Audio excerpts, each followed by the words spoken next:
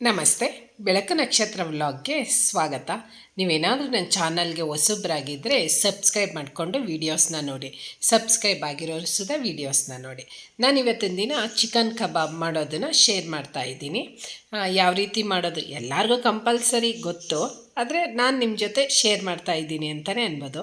ನಾನಿಲ್ಲಿ 1 kg chicken ತೊಗೊಂಡಿದ್ದೀನಿ. ಅದಕ್ಕೆ ಬೇಕಾಗಿರೋ ಸಾಮಗ್ರಿಗಳನ್ನೆಲ್ಲ ಇಟ್ಕೊಂಡಿದ್ದೀನಿ. ನಂತರ ಈಗ ಒಂದು ಪಾತ್ರೆ ತೊಗೊಂಡಿದ್ದೀನಿ. 1 kg ಪಾತ್ರೆ, 1 kg ಚಿಕನ್ ಆಗಿರೋದ್ರಿಂದ ದೊಡ್ಡ ಪಾತ್ರೆನೇ ಬೇಕಾಗುತ್ತೆ. ಮೊದಲನೇದಾಗಿ 1 ಕಪ್ಪಷ್ಟು ಕಬಾಬ್ ಪೌಡರ್ ಹಾಕೋತಾ ಇದ್ದೀನಿ. 1 kg ಇರೋದ್ರಿಂದ ಸ್ವಲ್ಪ ಜಾಸ್ತಿನೇ ಬೇಕು.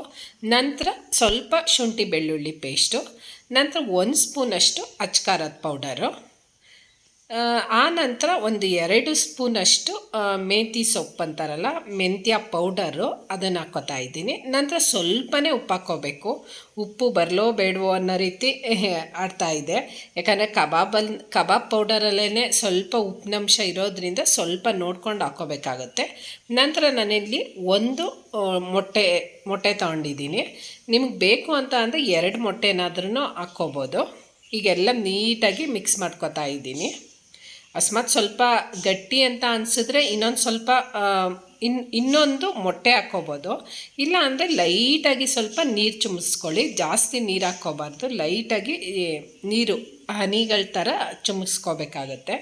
ಮತ್ತು ನಿಂಬೆಹಣ್ಣು, ಮೇಯ್ನಾಗಿ ನಿಂಬೆಹಣ್ಣು ಬೇಕೇ ಬೇಕು ಟೇಸ್ಟ್ಗೆ. ನಿಂಬೆಹಣ್ಣು ಇಲ್ಲಾಂದರೆ ವೆನಿಗರು, 2ರಲ್ಲಿ 1 ಆಪ್ಷನಲ್ಲು. 2ರಲ್ಲಿ 1 ಹಾಕ್ಕೊಂಡು ನೀಟಾಗಿ ಮಿಕ್ಸ್ ಮಾಡ್ಕೋಬೇಕಾಗುತ್ತೆ. ಯಾಕಂದರೆ ಗಟ್ಟಿ ಇದ್ರೂ ಪರವಾಗಿಲ್ಲ, ಯಾಕಂದರೆ ಚಿಕನ್ನಲ್ಲಿ ನೀರಿನಂಶ ಇರೋದ್ರಿಂದ ಅದಾಗೇ ನೀರು ಬಿಟ್ಕೊಳ್ಳೋದ್ರಿಂದ ನೀಟಾಗಿ ಚಿಕನ್ಗೆಲ್ಲ ಕವರ್ ಆಗುತ್ತೆ. ಅಂದರೆ ಏನಂತಾರೆ, ಚಿಕನ್ಗೆಲ್ಲ ನೀಟಾಗಿ ಮಿಕ್ಸ್ ಆಗುತ್ತೆ ಒಟ್ಟಿನಲ್ಲಿ. ಈಗ ಎಲ್ಲ ಮಿಕ್ಸಿಂಗ್ ಆಗಿದೆ. ಈಗ 1 kg ಚಿಕನ್ನ ನಾನು ತೊಳೆದು ಇಟ್ಕೊಂಡಿದ್ನಲ್ಲ, ಆ ಚಿಕನ್ನ ಆ್ಯಡ್ ಮಾಡ್ಕೊತಾ ಇದ್ದೀನಿ. ಫುಲ್ಲು 1 kg ಚಿಕನ್ ಫುಲ್ಲು ಹಾಕ್ಕೋಬೇಕಾಗುತ್ತೆ. ಕಬಾಬ್ಗೆ ಕಟ್ ಮಾಡಿಕೊಡಿ ಅಂತ ಅಂದರೆ ನೀಟಾಗಿ ಸಣ್ಣದಾಗಿ, ಅಂದರೆ ತೀರಾ ಸಣ್ಣನೂ ಇಲ್ಲ, ಕೆಲವೊಬ್ಬರು ತೀರಾ ಸಣ್ಣದಾಗಿ ಕಟ್ ಮಾಡ್ತಾರೆ, ಕೆಲವರು ಮೀಡಿಯಮ್ಮಾಗಿ ಇರುತ್ತೆ. ಅವ್ರು ಕಟ್ ಮಾಡಿದ ತಕ್ಕನಾಗಿ ನಾವು ಮಸಾಲೆನ ಹಾಕ್ಕೊಂಡು ಇಟ್ಕೋಬೇಕಾಗುತ್ತೆ. ಇದಂತೂ ತುಂಬಾ ಚೆನ್ನಾಗಿರುತ್ತೆ ಅಂತ ಅನ್ಬೋದು. ಇದಕ್ಕಿಂತ ಅಂತೂ ಬೋಟಿ ಬರುತ್ತಲ್ಲ, ಕುರಿ ಮೇಕೆದು, ಅದರಲ್ಲಿ ಕಬಾಬ್ ಮಾಡಿದೆ, ಅದಂತೂ ಕ್ರಿಸ್ಪಿಯಾಗಿ ತುಂಬಾ ಚೆನ್ನಾಗಿತ್ತು ಅಂತಲೇ ಅನ್ಬೋದು. ಆ ಬೋಟಿ ಕಬಾಬು ನೋಡಿಲ್ಲ ಅಂತ ಅಂದರೆ ಲಿಂಕ್ ಹಾಕಿರ್ತೀನಿ, ನೋಡ್ಕೊಂಡು ಬನ್ನಿ. ನಂತರ ಕಾರ್ನ್ಫ್ಲೋರ್ನ ಮರ್ತೇ ಬಿಟ್ಟಿದೆ. ಅದಕ್ಕೆ ಈಗ ಚಿಕನ್ನು ಇದೆಲ್ಲ ಮಿಕ್ಸ್ ಮಾಡ್ಕೊಂಡಿದ್ದ ನಂತರ ಲಾಸ್ಟ್ ಮೂಮೆಂಟಲ್ಲಿ ಹಾಕ್ತಾಯಿದ್ದೀನಿ. ಯಾಕೆ ಅದು ಅಂದರೆ ಚಿಕನ್ಗೆ ಜಾಸ್ತಿ ಗಟ್ಟಿಯಾಗಿ ಬರಲಿಲ್ಲ ಅಂತ ಅನ್ಕೋತಾ ಇದ್ದೆ, ಕಾರ್ನ್ಫ್ಲೋರ್ ಮರ್ತುಬಿಟ್ಟಿದೆ. ಈಗ ಕಾರ್ನ್ಫ್ಲೋರ್ ಹಾಕ್ಕೊಂಡು ನೀಟಾಗಿ ಮಿಕ್ಸ್ ಮಾಡ್ಕೋತಾ ಇದ್ದೀನಿ. ಎಲ್ಲ ನೀಟಾಗಿ ಮಿಕ್ಸ್ ಮಾಡ್ಕೋಬೇಕಾಗುತ್ತೆ. ನಂತರ ಈಗ ಒಂದು ಅರ್ಧ ಗಂಟೆ ಅಥವಾ 1 hour ಬಿಟ್ರೂ ಪರವಾಗಿಲ್ಲ, ಅದು ಉಪ್ಪು ಖಾರ ಎಲ್ಲ ಚೆನ್ನಾಗಿ ಹಿಡ್ದಿರುತ್ತೆ ಚಿಕನ್ನು. ಹಾಗಾಗಿ 1 hour ಅಥವಾ ಒಂದು ಅರ್ಧ ಗಂಟೆಗಳ ಕಾಲ ಒಂದು ಸೈಡಲ್ಲಿ ಎತ್ತಿಟ್ಕೋಬೇಕು. ಇಲ್ಲ ಅಂತ ಅಂದರೆ ಫ್ರಿಜ್ನಲ್ಲಿ ಇಟ್ಟರೆ ನೀಟಾಗಿ ಉಪ್ಪು ಖಾರ ಎಲ್ಲ ಚೆನ್ನಾಗಿ ಹಿಡ್ದಿರುತ್ತೆ. ಈಗ 1 hourಗಳ ಕಾಲ ಆಗಿದೆ, ಒಂದು 3/4 ಗಂಟೆ ಆಗಿದೆ ಅನಿಸುತ್ತೆ, 3/4 ಗಂಟೆ 1 hour ಆಗಿದೆ ಈಗ. ಆನಂತರ ಈಗ ಕಬಾಬ್ ಕರಿಯೋದಕ್ಕೆ ರೆಡಿಯಾಗಿದೆ ಅಂತಲೇ ಅನ್ಬೋದು. ಈಗ ಸ್ಟವ್ ಆನ್ ಮಾಡಿಕೊಂಡು ಒಂದು ಬಾಣಲಿಗೆ ಎಣ್ಣೆ ಹಾಕ್ಕೊಂಡು ಈಗ ಕಬಾಬ್ ಕರಿಯೋದಕ್ಕೆ ರೆಡಿ ಮಾಡ್ಕೋತಾ ಇದ್ದೀನಿ. ಈಗ ಒಂದೊಂದೇ ಚಿಕನ್ ಪೀಸ್ನ ಹಾಕ್ತಾ ಬಂದರೆ ನೀಟಾಗಿ ಕಬಾಬು ಬೇಯುತ್ತೆ ಅಂತಲೇ ಅನ್ಬೋದು.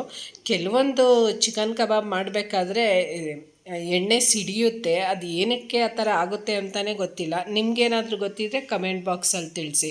ಯಾಕಂದರೆ ನನಗೆ ಒಂದು 2-3 ಸಲಿನೇ ಹಾಗಾಗಿದೆ. ಇವತ್ತೇನೋ ಒಟ್ಟಿನಲ್ಲಿ ಕಬಾಬ್ ಅಷ್ಟು ಸಿಡಿಲಿಲ್ಲ, ಬೇರೆ ಟೈಮಲ್ಲಂತೂ ಎಣ್ಣೆ ಪಟ್ ಅಂತ ಸಿಡಿಯುತ್ತೆ. ಅದು ಏನಕ್ಕೆ, ಏನು ವಿಷಯಕ್ಕಾಗುತ್ತೆ ಅನ್ನೋದನ್ನು ಒಂದು ಕಮೆಂಟ್ ಬಾಕ್ಸಲ್ಲಿ ತಿಳಿಸಿ. ಅಂದರೆ ನೀರು ಏನೂ ಇರೋದಿಲ್ಲ, ಆದರೂ ಅದೇನಕ್ಕಾಗಿ ಸಿಡಿಯುತ್ತೆ ಅನ್ನೋದೇ ಗೊತ್ತಾಗೋದಿಲ್ಲ.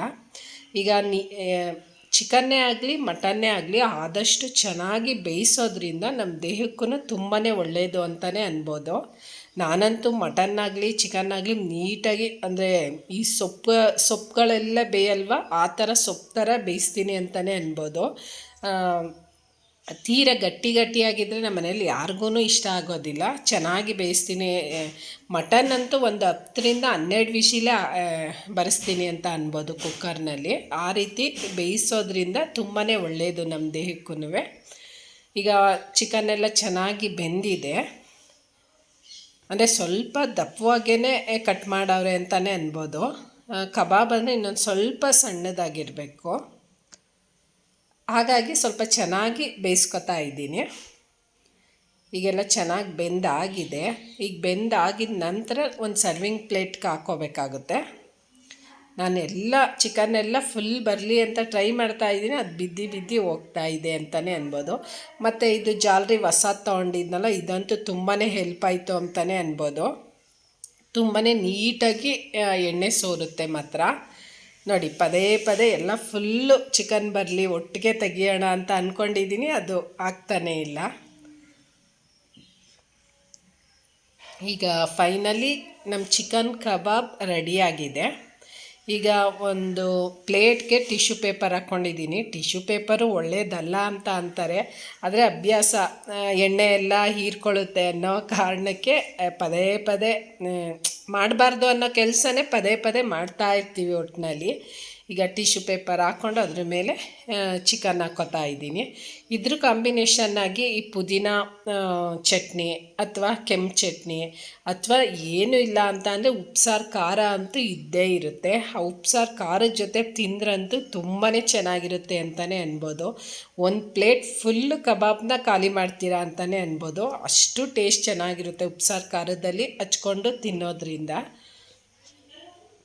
ನೋಡಿ, ಈಗ ಇನ್ನೊಂದು ರೌಂಡು ಚಿಕನ್ ಕಬಾಬ್ನ ಕರಿತಾ ಇದ್ದೀನಿ. ಇದಂತೂ ರಸಮ್ ಮಾಡಿಕೊಂಡು ಅಥವಾ ಬಸ್ಸಾಂಬಾರು ಏನಾದರೂ ಇದ್ದರೆ, ರಸಮ್ಗಂತೂ ಒಳ್ಳೆ ಕಾಂಬಿನೇಷನ್ ಅಂತ ಅನ್ಬೋದು. ಅದು ಅಕಸ್ಮಾತ್ ಬಸ್ಸಾಂಬಾರು ಏನಾದರೂ ಇದ್ದರೆ ಅದಕ್ಕೂ ತುಂಬಾ ಚೆನ್ನಾಗಿರುತ್ತೆ ನಂಚ್ಕೊಳ್ಳೋದಕ್ಕೆ. ಸಾಂಬಾರು ಏನಾದರೂ ಇತ್ತು ಅಂತ ಅಂದರೆ ತುಂಬಾ ಚೆನ್ನಾಗಿರುತ್ತೆ ಅಂತಲೇ ಅನ್ಬೋದು. ನಾನಂತೂ ಜಾಸ್ತಿ ಈ ರಸಮ್ ಮಾಡಿದಾಗ ಈ ಕಬಾಬ್ ಮಾಡೋದಕ್ಕೆ ತುಂಬಾ ಇಷ್ಟ ಆಗುತ್ತೆ. ರಸಮ್ ಜೊತೆ ಕಬಾಬು ಒಳ್ಳೆ ಕಾಂಬಿನೇಷನ್ ಅಂತಲೇ ಅನ್ಬೋದು. ಈಗ ಇನ್ನೊಂದು ಡಬ್ಬೆ ಎಲ್ಲ ನೀಟಾಗಿ ಅದನ್ನು ಸುದ ಬೇಯಿಸ್ಕೋಬೇಕಾಗುತ್ತೆ. ಈಗ ಬೆಂದಾಗಿದೆ ನೋಡಿ, ಇದನ್ನು ಸುದ ಹಾಗೇ ನೀಟಾಗಿ ಡ್ರೈ ಆಗೋ ಥರನೇ ಬೇಯಿಸ್ಕೊಂಡಿದ್ದೀನಿ. ಅಂದರೆ ಫುಲ್ಲು ಕ್ರಿಸ್ಪಿಯಾಗಿ ಇರಲಿ ಅನ್ನೋ ಕಾರಣಕ್ಕೆ ಎಲ್ಲ ನೀಟಾಗಿ ಬೇಯಿಸ್ಕೊಂಡಿದ್ದೀನಿ ಅಂತಲೇ ಅನ್ಬೋದು. ಈಗ ಇದನ್ನು ಸುದ ಒಂದು ಪ್ಲೇಟ್ಗೆ ಹಾಕ್ಕೋಬೇಕಾಗುತ್ತೆ. ನಂತರ ಲಾಸ್ಟಲ್ಲಿ ಸ್ವಲ್ಪ ಕರಿಬೇವು, ಒಂದು 4-5 ಹಸಿಮೆಣ್ಸಿನ್ಕಾಯಿ, ಅಂದರೆ ಎಣ್ಣೆನಲ್ಲೇ ಹಾಕ್ಬಿಟ್ಟು ಮೇಲೆ ಹಾಕಿದ್ರೆ ಅಲಂಕಾರಕ್ಕೆ ತುಂಬಾ ಚೆನ್ನಾಗಿರುತ್ತೆ ಅನ್ಬೋದು. ನಾನಂತೂ ಹಸಿಮೆಣ್ಸಿನ್ಕಾಯಿ ಹಾಗೆ ತಿನ್ನೋದಕ್ಕೂ ಆಗೋದಿಲ್ಲ. ಸುಮ್ಮನೆ ಅಲಂಕಾರಕ್ಕೆ ತುಂಬಾ ಚೆನ್ನಾಗಿರುತ್ತೆ. ಯಾರಾದರೂ ಬರ್ತಾರೆ ಆಗ ಈ ರೀತಿ ಪ್ಲೇಟಲ್ಲಿ ಈ ರೀತಿ ಮಾಡೋದ್ರಿಂದ ತುಂಬಾ ಖುಷಿಯಾಗುತ್ತೆ ನೋಡಿದಾಗ ಅವರಿಗೆ. ಹಾಗಾಗಿ ನೋಡಿ, ಕರಿಬೇವಿನ ಸೊಪ್ಪು, ಹಸಿಮೆಣ್ಸಿನ್ಕಾಯಿ ಈ ರೀತಿ ಎಣ್ಣೆನಲ್ಲಿ ಕರೆದ್ಬಿಟ್ಟು ಹಾಕಿದ್ರೆ ನೋಡೋದಕ್ಕೆ ತುಂಬಾ ಚೆನ್ನಾಗಿರುತ್ತೆ. ಅದು ಟೇಸ್ಟ್ ಹೆಂಗಿರುತ್ತೋ ಏನೋ, ನೋಡಿದ ತಕ್ಷಣ ತಿನ್ನಬೇಕು ಅಂತ ಅನ್ನಿಸ್ಬೇಕು, ಆ ರೀತಿ ಚೆನ್ನಾಗಿ ಕಾಣಿಸುತ್ತೆ ಅಂತಲೇ ಅನ್ಬೋದು. ಮತ್ತು ಸೈಡ್ಗೆ ಒಂದು 5-6 ಪೀಸು ಸೌತೆಕಾಯಿ ಮತ್ತು 1-2 ಪೀಸು ಈರುಳ್ಳಿ, ಮತ್ತು ಮೇಯ್ನಾಗಿ ಈ ಚಿಕನ್ ಕಬಾಬ್ಗೆ ಬೇಕಾಗಿರೋದು ನಿಂಬೆಹಣ್ಣು ಹಿಂಡ್ಕೊಂಡು ತಿಂತಾ ಇದ್ರಂತೂ ತಟ್ಟೆ ಫುಲ್ ಖಾಲಿ ಮಾಡ್ತೀರಾ ಅಂತಲೇ ಅನ್ಬೋದು. ನಿಂಬೆಹಣ್ಣಂತೂ ಅಂದರೆ ಕಬಾಬ್ಗೆ ಏನಕ್ಕೆ ಹಾಕ್ತೀವಿ ಅಂದರೆ ಚಿಕನ್ನು ಹೀಟ್ ಇರುತ್ತೆ, ನಿಂಬೆಹಣ್ಣು ರಸ ಹಾಕೋದ್ರಿಂದ ಆ ಹೀಟ್ಗೆ ಬ್ಯಾಲೆನ್ಸ್ ಆಗುತ್ತೆ ಅನ್ನೋ ಕಾರಣಕ್ಕೆ ನಿಂಬೆಹಣ್ಣು ಹಿಂಡ್ಕೊತೀವಿ. ಇದಂತೂ ತುಂಬಾ ಚೆನ್ನಾಗಿತ್ತು ಅಂತಲೇ ಅನ್ಬೋದು. ನೋಡೋದಕ್ಕೂ ಫುಲ್ ಕಲರ್ಫುಲ್ಲಾಗಿದೆ ಅಂತಲೇ ಅನ್ಬೋದು. ನನ್ನ ವಿಡಿಯೋ ನೋಡಿ ವಾವ್ ಎಷ್ಟು ಚೆನ್ನಾಗಿ ಕಾಣಿಸ್ತಾ ಇದೆ ಅಂತ ಅನ್ನಿಸ್ತಾ ಇತ್ತು. ತುಂಬಾ ಕಲರ್ಫುಲ್ಲಾಗಿ ಚೆನ್ನಾಗಿ ಕಾಣಿಸ್ತಾ ಇತ್ತು. ನೀವು ಯಾರಾದರೂ ಮನೆಗೆ ಗೆಸ್ಟ್ ಬಂದಾಗ ಈ ರೀತಿಯೇ ಪ್ರಿಪ್ರೇಷನ್ ಮಾಡಿ ಕೊಡ್ತೀರಾ ಅಲ್ವಾ? ನೀವು ಟ್ರೈ ಮಾಡ್ತೀರಾ ಅಲ್ವಾ? ಟ್ರೈ ಮಾಡಿಬಿಟ್ಟು ಹೇಗಿತ್ತು ಅಂತ ಕಮೆಂಟ್ ಬಾಕ್ಸಲ್ಲಿ ತಿಳಿಸಿ. ಮತ್ತು ನೀವು ಯಾರಾದರೂ ಬೋಟಿ ಕಬಾಬ್ ಅಂದರೆ ಕುರಿ ಮೇಕೆದು ಬೋಟಿ ಬರುತ್ತಲ್ಲ, ಆ ಬೋಟಿ ಕಬಾಬ್ ನೋಡಿಲ್ಲ ಅಂತ ಅಂದರೆ ಲಿಂಕ್ ಹಾಕಿರ್ತೀನಿ, ಲಿಂಕನ್ನ ಸರ್ಚ್ ಮಾಡಿ. ಮತ್ತು ಇದಂತೂ ಮಗಳಂತೂ ಆಗಲೇ ಕಾಯ್ತಾವಳೆ ವಿಡಿಯೋ ಶೂಟ್ ಮಾಡೋಕ್ಕೂ ಯಾವಾಗ ತಿನ್ನಲಾ ಅಂತ. ಒಳಗಡೆ ಎಲ್ಲ ಸಾಫ್ಟಾಗಿತ್ತು, ಮೇಲ್ಗಡೆ ಎಲ್ಲ ಕ್ರಿಸ್ಪಿ ಆಗಿತ್ತು. ಟೇಸ್ಟ್ ಅಂತೂ ತುಂಬಾ ಚೆನ್ನಾಗಿತ್ತು ಅಂತಲೇ ಅನ್ಬೋದು. Thank you.